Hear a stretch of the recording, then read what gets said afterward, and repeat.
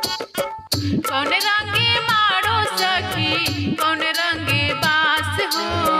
कौन रंगे मारो सखी कौन रंगे बास हो, कौन रंगे होला सखी सीता के सिंहरवा हो,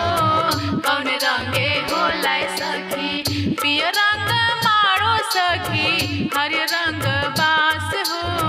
पिय रंग मारो सखी हरे रंग बास हो, लाल रंग होला सखी सीता के सिंहरवा हो, लाल रंग होला सखी।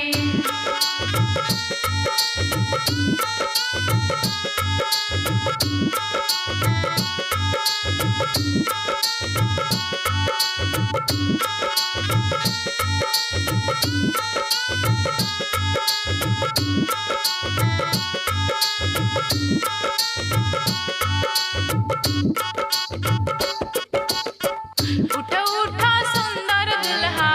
कर सिंदूर दान हो, उठा उठा सुंदर दुल्हा